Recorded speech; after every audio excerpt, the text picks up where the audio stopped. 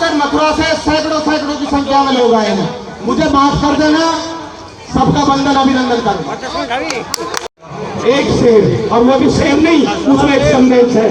झूठों ने झूठों से कहा केंद्र सरकार की प्रभुता है। झूठों ने झूठों से कहा कि सच बोलो, सरकारी ऐलान हुआ है कि सच बोलो, वो दरवाजे पर लिखा है सच बोलो, और अंदर झूठों की मंदिर है कमरे के अंदर, और फिर कहते हैं सच बोलो। इनसे सावधान होना होगा और अपने हितों के लिए जो ओबीसी का साथ दे, जो पिछड़ों का साथ दे, वोट भी उसी को करनी चाहिए। यही एक रास्ता है। इन्हीं शब्दों के साथ बहुत बहुत धन्यवाद, बहुत बहुत शुक्रिया। जय प्रजापति समाज, जय ओबीसी समाज, धन्यवाद। ये प्रोग्राम जरूरत ही ना पड़े ऐसा काम करेंगे। ये बेटा परिचय देगा, मैं माफी मांगता हूँ। हमारे चंद्र प्रकाश जी का बेटा है, दिल्ली से युवा है। एक बार जोर से बोलिए वंदे वंदे। मैं श्री सुरेंद्र प्रजापति जी का बहुत धन्यवाद करूंगा कि उन्होंने एक ऐसा प्रदर्शन रखा कि जिससे आज के दिन एक ऐतिहासिक दिन बनेगा और सरकार की इमारतें नहीं, नींवें तक हिल जाएंगी। और मैं आप सभी से एक बात कहना चाहूंगा, आपके नगर में, आपके शहर में, आपके गांव में, आपकी पंचायत में छोटे से छोटे चुनाव में तो आप चुनाव का बहिष्कार कर दो। जभी सरकारों की नींव खुलेगी और वो हमारे बारे में सोचेगी। धन्यवाद। मैं आदरणीय सैनी साहब से, हमारे मसला है मिनट 10 है, बैकवर्ड के नेता है, 10 मिनट है, 10 मिनट मुझे भी बोलना है, 3-4 और भी है, समय का ध्यान दे देना। और मेरी प्रार्थना है, आइए आदरणीय हमारे पूर्व सांसद और पिछड़ों के मसीहा राजकुमार सैनी जी। लोग अपनी बात में लगे हुए हैं, वो वैसे यहाँ खिचड़ी खाने के लिए आए। इंकलाब जिंदाबाद, इंकलाब जिंदाबाद। बता दो मेरे भाइयों, जो लोग आपसे में बात कर रहे हैं वो किसी को सुन रहे हैं? आप यहाँ साइड में हो जाओ, साइड में हो जाओ, आप साइड में हो जाओ एक बार। मेरी आपसे हाथ जोड़ के विनती है, क्या चाहते हैं वो लोग? जिन रहे उसका जलसा रहे, प्रजापति का रहे, कश्यप समाज का आंदोलन रहे और विश्वकर्मा समाज का आंदोलन रहे, यही तो वो चाहते हैं। साथियों, फूले साहब ने, अंबेडकर साहब ने आपको क्या दिया था? एक ने शिक्षा दी कि तुम कुर्सी पर बैठने के लायक हो गए, एक ने तुम्हें वोट दिया था कि तुम वोट डाल करके राज के काबिल हो गए, राज पर नहीं जाना चाहते। अगर आप राज में जाना चाहते हैं तो मेरी हाथ जोड़ के विनती है, आप ये जातीय सम्मेलनों को छोड़ करके ओबीसी सम्मेलन करना शुरू करो। आज के बाद आपने अगर कोई करना है, हमें कोई शहरी सम्मेलन, हमें कोई प्रजापति सम्मेलन, हमें कोई कश्यप सम्मेलन बंद कर दो। यही वो चाहते हैं कि ये जातियों के सम्मेलन करते रहें और बटे रहें। आज के बाद अगर कोई होगा तो फूले साहब का, अंबेडकर साहब का, SC/BC के 85% बहुजनों का सम्मेलन होगा। बताइए, जो आपको हिंदू बना रहे हैं, बताओ जो आपको हिंदू बना रहे हैं। हमारे हिस्से के जज 25 हाई कोर्ट, एक सुप्रीम कोर्ट, एक भी बैकवर्ड का जज आज तक आप नहीं लगवा सके। हमारे देश में सैकड़ों मिलिट्री की रेजिमेंट है, एक भी रेजिमेंट आपकी नहीं है। हमारे देश से राजदूत जाते हैं सैकड़ों। महादेश के अंदर 3,47,000 अफसरों, हमारी हिस्सेदारी 12% है, जिनकी आबादी 52% है। हमारे देश के अंदर साथियों 40 यूनिवर्सिटियां केंद्र सरकार रन करती है। 1 अप्रैल 2018 तक एक भी प्रोफेसर, एसोसिएट प्रोफेसर तक नहीं लगा। वाइस चांसलर की बात भूल जाइए। कब तक आप गाड़ियां देंगे? कब तक आप जो है ना अपने दुखड़े रोते रहेंगे? अगर आपने कुछ करना है तो सत्याशोधक समाज का 150वां दिवस Savitribai Phule trust Mangolpuri phase 2 industrial area phase 2 में होने जा रहा। वो सबका SC/BC का एक महासम्मेलन है। अगर आप चाहते हैं कि हम भी इस परिस्थिति को पैदा करें कि 2024 में कोई हमारे को जातियों में बांट करके हमारा इस्तेमाल न कर सके, हमारे जो MP MLA बनते हैं, मैं साथियों कांग्रेस, BJP, विकास पार्टी, इंडियन नेशनल लोकदल, चारों पार्टियों को देखने के बाद 2 बार मंत्री पर छोड़ा, 1 बार सांसद पर छोड़ा। भेदभाव के खिलाफ साथियों एक जंग है और ये जंग आपको लड़नी है।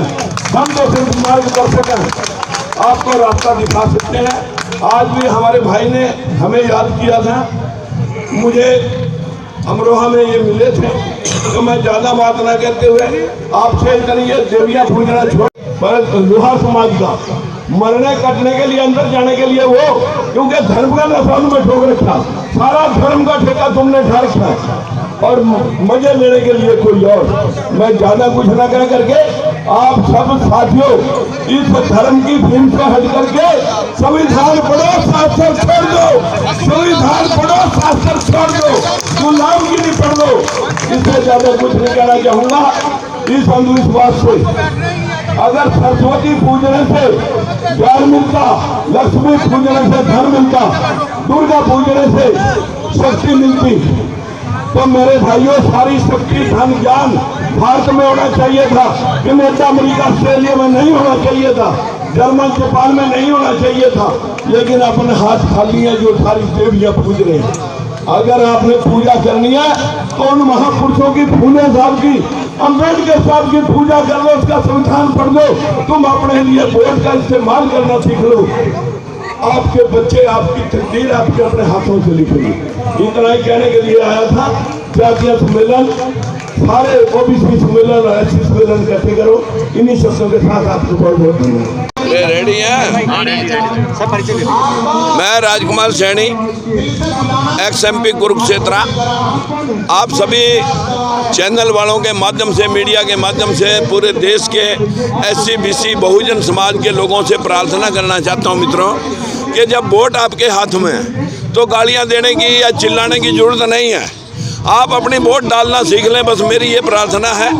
देवियाँ पूजना छोड़ दें। अगर दुर्गा पूजने से धन मिल जा, शक्ति मिलती, लक्ष्मी पूजने से धन मिलता, सरस्वती पूजने से जो हर स्कूल कॉलेज में जिनकी फोटोआं लगा रखी हैं, अगर उनको पूजने से ज्ञान मिलता तो फिर सारा ज्ञान धन हमारे पास होना चाहिए था। जापान जो 100% बुद्धिस्ट कंट्री है, रूस, चीन, अमेरिका, कनाडा, ऑस्ट्रेलिया, जहां हमारे देश में 19 यूनिवर्सिटियां, तक्षशिला, नालंदा, विक्रमशिला होती थी, आज हमारे बच्चे ज्ञान लेने के लिए ऑस्ट्रेलिया और अमेरिका में जा रहे हैं। तो क्या विडंबना है। अशोक सम्राट का वो राज धराशायी कर दिया मनुवादियों ने, इस देश के अंधविश्वासियों और पाखंडियों ने। अगर हम चाहते हैं कि इस पाखंड से ऊपर उठ करके हम अपने देश के संविधान को पढ़ करके इन नकली झूठे शास्त्रों को छोड़ करके अगर हम चाहते हैं कि हमारे देश का कल्याण हो, जन जीवन के समानता मिले, बराबरी मिले, और जो धर्म ऊंच और नीच सिखाता हो ऐसे धर्मों को छोड़ करके मानव धर्म अपनाएं, मानवता के लिए काम करें।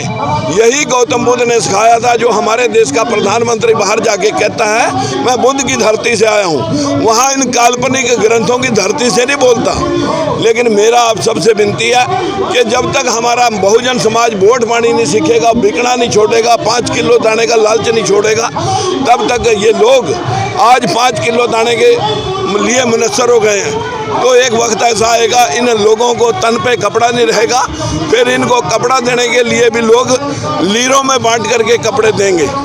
मेरी आप सबों से, मीडिया के माध्यम से भाइयों से विनती है कि बड़ा मीडिया हमारी बात नहीं उठाता, लेकिन ये बात आप जन जन तक पहुंचा सकते हैं कि हमारा समाज अभी तक अंधविश्वासी और पाखंडियों के चुंगल में फंसा हुआ है। जब तक ये वहाँ से नहीं निकलते, हिंदू धर्म जोन से, जिसको सुप्रीम कोर्ट ने भी कहा था ये मुगलों की दी हुई गाड़ी है, जब तक हम उसका नशा नहीं छोड़ते, बताइए हमारे हिस्से का, जजों का हिस्सा मुसलमान ले रहे हैं या इनके पास है, जो मनुवादी हैं इनके पास हमारे हिस्से के जज हैं।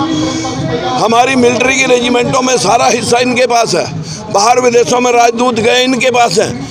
जितने भी हमारे प्रोफेसर और एसोसिएट प्रोफेसर और वाइस चांसलर लगे वो सब इन्हीं मनुवादियों के हैं। लेकिन अभी तक ये समझ नहीं पाए, मुसलमान 15% आपको खा लेगा और ये लोग डकारे मारेंगे और हमें मुसलमान के साथ मोनू मुनेसर, बिट्टू बजरंगी की तरह लड़ाते रहेंगे। इसी विडंबना को हमने समझना पड़ेगा।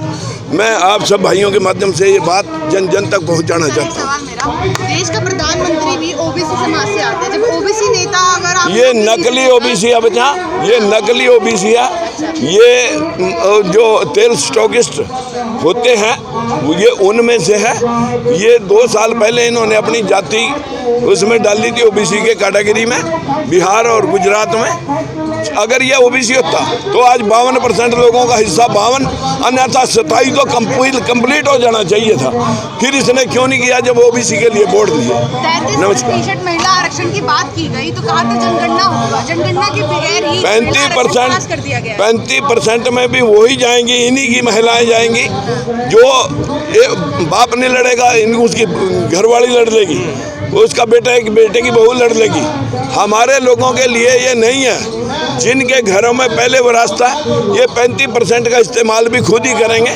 एक जगह जेंट्स खड़ा हो जाएगा, एक जगह उसकी घरवाली खड़ी हो जाएगी, बाकी की सीटें लोगों को मिलेंगी ही नहीं। इसलिए अगर इनको देना है तो पहले जातिगत जनगणना कराएं और ओबीसी का कोटा निर्धारित करें, तब इस बिल को लागू करें। नमस्कार। कि 10 साल पहले सरकारों ने 1931 के आधार पर जो जातिवार जनगणना सम्मानित साथियों बने, उसमें सब जानते हैं कि आज तक जातिवार जनगणना नहीं हुई और उस जनगणना के आधार पर पूरा देश निर्धारित है। अगर जनगणना कराई भी तो वो करनी, जब जनगणना नहीं है तो गिनती भी नहीं है।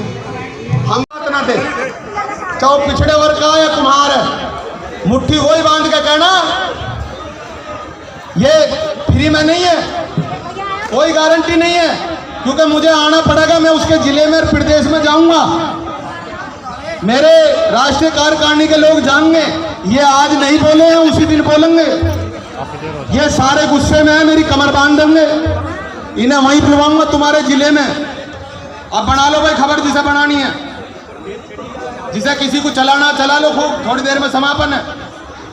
तो सम्मानित साथियों, कमर कस लो कि पूरी विधानसभाओं का और जिले का घेराव करेंगे।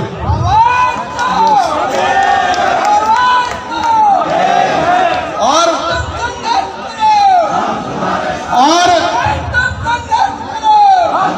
अगर किसी वजह से हम आरक्षण दिया तो विधानसभाओं पर जिलों में इनका स्वागत भी करेंगे, वोट दिए स्वागत करेंगे, अधिकार लेंगे। विरोध करना संविधान में हमारा हक है, भीख नहीं है, भीख नहीं मांग रहे हैं। अगर सम्मानित साथियों हमको अभी विश्वकर्मा योजना दी है, मैं धन्यवाद करता हूं, लेकिन सम्मानित साथियों अगर हमें बर्तन बनाने के लिए दिए, सुनार के लिए दिए, तो हमारा पढ़ा लिखा PhD फिर क्या करेगा, क्या बर्तन बनाएगा? उसे कुम्हार बनाना चाहते हैं, उसे नाई बनाना चाहते हैं, उसको धोबी बनाना चाहते हैं, उसको सैनी बनाना चाहते हैं, लुहार बनाना चाहते हैं, विश्वकर्मा बनाना चाहते हैं, कश्यप बनाना चाहते हैं। सम्मानित साथियों अब नहीं बनेंगे पढ़े लिखे लोग, घर घर में PhD हैं, घर घर में LLB हैं, ये सारे पढ़े लिखे हैं, सब संविधान पढ़ रहे हैं। इसलिए जय संविधान करना होगा और अधिकारों को आवाज बुलंद करनी होगी। सरकार का विरोध नहीं है, मैं भी कह रहा था, अगर कहीं मैंने गलत कह दिया हो तो मोदी जी को माफी मांग लूंगा। अरब बिगर बैकवर्ड के क्या रहेगा, क्या रहेगा बताओ, खत्म हो जाएगा ना। तो इसलिए बैकवर्ड कसम मांग लो। परिवार की बात है, यू परिवार की इज्जत की बात है। मोदी जी स्वागत मांगते हैं। सरकार के नुमाइंदों जितने सांसद संसद में बैठे पिछड़े वर्ग के, उनसे भी कह रहे हैं अब तनख्वाह बहुत बढ़िया, राशन बहुत बढ़िया और भाषण बहुत बढ़िया। अगर बैकवर्ड की बात करें तो ठीक है, अगर पिछड़े वर्ग का कोई सांसद विधायक बात न करे तो हमारा नहीं हो सकता। जो कुम्हार की बात न करे वो काहे का कुम्हार, जो नाई की बात न करे वो काहे का कुम्हार, जो तेली की बात न करे काहे का तेली। बताओ, ले लो जूता बजाओ। अगर बाप स्वागत करना चाहता है, औलाद राम चाहता है, तो दशरथ जैसा पुत्र भी पिता भी बनना पड़ेगा। इसलिए वोट चाहते हो तो जय श्री राम के नारे तो बोलेंगे, लेकिन दशरथ तो नजर आए। अब ज्यादा समय नहीं है, मैं जिन जिन को नहीं बुलाया हूं उनसे हाथ जोड़ कर क्षमा चाहता हूं और तुम्हारे जिले और प्रदेश में आकर उन्हें बुलवाना चाहता हूं। पुलिस कर्मियों का भी मैं हृदय से निवेदन और उनका आभार व्यक्त करता हूं, शासन प्रशासन का भी, कि उन्होंने हमें बहुत सहयोग किया है। और आदरणीय मीडिया का भी बहुत बहुत स्वागत, वंदन, अभिनंदन कर रहा हूं, क्योंकि देखियो पैसा से तो बहुत मीडिया वाले चैनल चला दें। गोदी का नाम तो नहीं लेंगे हम, लेकिन गरीब संस्था है, पता नहीं कैसे कैसे करके राशन और भाषण जोड़ा है, गरीब संस्था है। इसलिए आपसे भी प्रार्थना है कि अपने खर्चे पर जो चला सको चला देना, और ना चला सको तो तुम भी जय सिया राम और गोदी मीडिया में नाम लिखो। हम तो गरीब कुम्हार हैं और कुम्हारों के यहाँ मट्टी का काम है, बनाने का और बिगाड़ने का। ये काम हम जरूर कर सकते हैं, इस बात को सब नोट करें। और सम्मानित साथियों, बहुत सारी चीज़ें ऐसी हैं। दिल्ली में माटी की बात थी, प्रजापतियों ने बहुत सारों ने मुझे फोन पर तंग करा कि माटी कला बोर्ड की बात कर। मैं मट्टी की बात इसलिए नहीं कर रहा, आँख अच्छी नहीं लगती। ये बोर्ड बनावे हैं और शर्म हमें आवे, चाक दे दें। बोर्ड बनावे तो ठीक बनावे, ना तो होड़ ना करें, अपने बोर्ड को अपने सिर पर धर के ना करें। अब सब्जी हम उगावें और शहर में बैठ कर तुम खाओ। सारे मालियों ने तय करा है खुरपिया हाथ में दे देंगे, कुम्हारों ने तय करा चकलेंडी हाथ में दे देंगे और लोन भी दे देंगे और बर्तन बनवा देंगे। तो मेरी सबसे प्रार्थना है, आगे एक हो जाओ और एक का यह परिचय बिगुल बजाओ। कि इस प्रोग्राम में हमसे बहुत सारी भूल हुई होंगी, गलती हुई होंगी, क्षमा मांग लेना। अपना भाई छोटा बड़ा करके जैसे भी समझो माफ कर देना, और माफ ना करोगे तब मुझे बता देना, तुम्हारे यहाँ शाम को रोटी भी खाऊंगा और माफी मांग लो।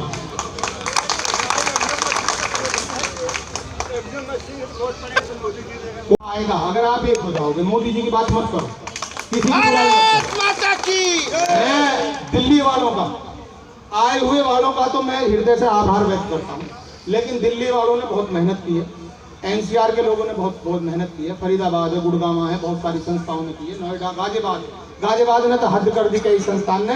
अब तक लोग आए हैं, अब तक पता नहीं घर कोई रहा या ना रहा, गाजियाबाद वालों ने तो हद कर दी। और ऐसी अमरोहा से बहुत लोग आए, नोएडा वालों ने तो ये सबसे लेट आए, बुलंदशहर वाले सबसे लेट आए, और राजस्थान के लोग बहुत सारे आ गए। ये तो कल ही घेर लिया जन्नत में ही, है ना। अमरोहा के इनको तो कहने की ठीक ना, मास्टर जी को तो अपने में से 1 मिनट दिए, नहीं बुलवाना नहीं चाहिए। तो मैं दिल्ली वालों का आभार व्यक्त करता हूँ, इन्होंने बहुत सुंदर भोजन की व्यवस्था करी, और जैसी भी करी है ऐसी संघर्ष करो आपके लिए हर क्षण। ये राष्ट्रीय प्रजापति महासंघ परिवार और ओबीसी के मंच से नेता ऐलान कर रहे हैं, मैं नहीं कर रहा, ये कर रहे हैं। एक एक बुड्ढा मरने को तैयार है, हाथ खाओ जो मरने को तैयार है। देखो मेरी बात करो, बहुत ये तैयार है, इसलिए कोई धमकाना नहीं है, समझाना है। मैं आदरणीय, बहुत ज्यादा बात हो गई, सब लोग प्रेम से भोजन करेंगे, जाएंगे। मैं भी यहाँ से आराम से जाऊंगा, जैसे शांतिपूर्व आए हो ऐसे ही एक फोटो मन से करवाएंगे। सुनो पहले पूरी बात, अभी उठकर मत चलो। शांतिपूर्व जाएंगे, जब तक घर नहीं पहुंचोगे मुझे चिंता बनी रहेगी, इसलिए घर भी प्यार से पहुंचना, और सब अपने परिवार से जाकर के आज की बात के कैमरे पे इंकलाब जिंदाबाद मित्र भाई। जम्मू से भी लोग आए हैं, हम उनका भी आभार है। कोई नहीं आगे पीछे होगा, जिस तरह से आरक्षण बातें सरकार करती रही है। मैं सबसे पहले आपके चैनल के माध्यम से आपका धन्यवाद करूँगा। और जो आज हमने मांग पत्र दिया है माननीय राष्ट्रपति जी, प्रधानमंत्री जी, गृह मंत्री जी को, राष्ट्रीय प्रजापति महासंघ के तत्वाधान में 75 संस्थाओं ने अपने हक की लड़ाई में शामिल होकर अपना योगदान दिया है। हमारी मांगें हैं जातिवार जनगणना है और जितनी जिसकी संख्या है उस आधार से उसको आरक्षण मिले और हमारा मुद्दा जो है, जो बिल पास हुआ है उसमें ओबीसी की महिलाओं को आरक्षण मिले। विधायक, सांसद, विधान परिषद, लोकसभा, आईएएस, पीसीएस में पिछड़े वर्ग को उनकी जनसंख्या के आधार से सरकारी भागीदारी मिले, नौकरियों में आरक्षण मिले। और जो ये सौतोला व्यवहार सरकार कर रही है, हमारी उनसे प्रार्थना है कि हम वोट आपको देते हैं, आरक्षण हमें नहीं देते हैं, इसके लिए हमें मजबूर ना करें। इसलिए हम सरकार से भी निवेदन करते हैं कि हमने बड़ी प्रशंसा के साथ, खुशी के साथ आपको वोट देकर आपकी सरकार बनवाई, लेकिन अब हमें बड़ा रोष आता है। इसलिए हम ये प्रार्थना करते हैं कि वोट देने का समय आ रहा है, उससे पहले हमें आरक्षण दे दें ताकि हम आपको वोट दे सकें। सर, आपने नारा लगाया था अभी, आरक्षण नहीं तो वोट नहीं। हाँ, ये तो देखिए, ये तो परंपरा है कि हम नारा जरूर है, लेकिन हम ये कह रहे हैं कि वोट देंगे, जब नहीं वोट दे रहे हैं तो हमें आरक्षण भी देना चाहिए, और जब आरक्षण नहीं देंगे तो फिर वोट देने पर भी मजबूर हो जाएंगे ना। बात ये है, हम वोट देने को मना नहीं कर रहे, लेकिन जब ये आरक्षण नहीं देंगे तो ये स्वयं हमसे मना कर देंगे कि तुम्हारी वोट की हमें ज़रूरत नहीं है। ऐसी व्यवस्था ना बनाए। ये हमारी मोदी जी से प्रार्थना है, सरकार से प्रार्थना है। संसद में जितने सांसद हैं वो पिछड़े वर्ग के बारे में सोचें, और आपका चैनल भी सोचे कि कहीं ना कहीं से अच्छे से दिखाएं और आगे बढ़ें। तो हमेशा से कहती रही है कि नहीं, कहते तो रहे हैं, लेकिन जो मनुवादी विचारधारा है वो नहीं। गरीबी अमीरी से देख करके गरीबों को हक मिलना चाहिए। चुनाव में आपकी क्या भूमिका रहेगी? नहीं, देखिए, लोकसभा में हम तो न्यूट्रल आदमी, हम राजनीति तो करते नहीं हैं, लेकिन हम राजनीतिक लोगों को ज़रूर बताते हैं कि भाई वोट पिछड़े वर्ग ने दिए, नहीं दी हो तो ये कह दें या जीत के दिखा दें।